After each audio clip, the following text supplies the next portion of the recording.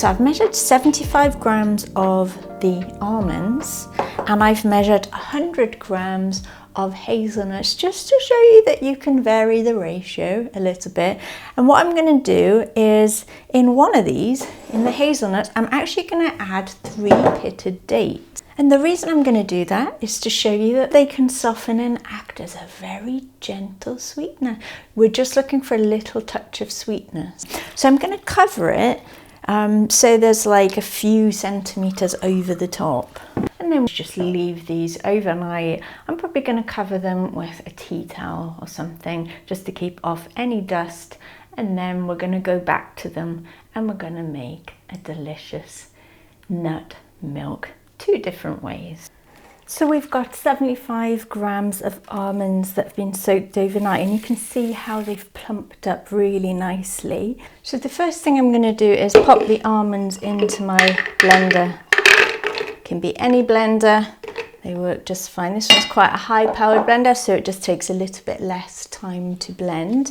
And then just to make this nice, I'm going to add teaspoon of coconut sugar. This just gives it a little bit of je ne sais quoi, and a teaspoon of vanilla extract. They are entirely optional. And then I'm going to add 500 milliliters of water. You can add less or more water depending on how thick and creamy you want the milk. And then I want to pop the lid on nice and tightly. And then I'm going to blend this for, depending on how powerful your blender is, anything between 45 seconds and a minute. So you'll notice in this one you have got quite a bit of sediment because the almonds are quite tough and bitty, even though they've been blended. So what I want to do next is get my nut milk bag and get a bowl. And then what I want to do is pour the whole lot in. So you'll see there's quite a bit of sediment, so all that's come through already. And then I'm gonna get it in my hands like this and squash out the liquid. And I'm gonna squeeze until I can't squeeze it anymore. So the mixture that's left over in here, you can pop that in a container. And one of the best uses I've found for that is to just toss it in your porridge the next day and mix it in, and it works a treat like that. And that works really nicely chilled in the fridge. And I'm just gonna have a little taste test before I put it in. That's really creamy. And just adding that dash of vanilla and coconut sugar has just taken it to a whole new level. So remember, leave that out or add it depending on what you want. Okay, and now we're going to do exactly the same with the hazelnuts and the dates. So put the ingredients into a blender, so it's your hazelnuts and dates. Blend it for 45 seconds to a minute. And then we're going to do the same that we did with the almond milk, and we're going to screw off the lids.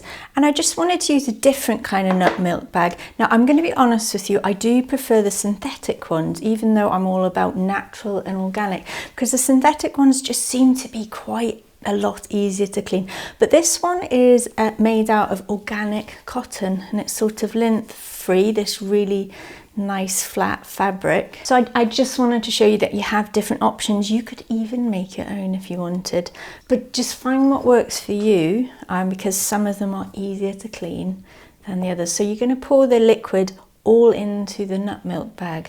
So with the cotton organic bag, it's going to come through not quite so quickly, so you're going to have to squeeze it a bit more. But it is nice to work with as well. See if you like it. Oh, yes, that's really good. It's got a very hazelnutty flavour, and the dates just give it a little bit of je ne sais quoi. So remember to look at the printout for ideas, and let me know what combination you try and how you get on.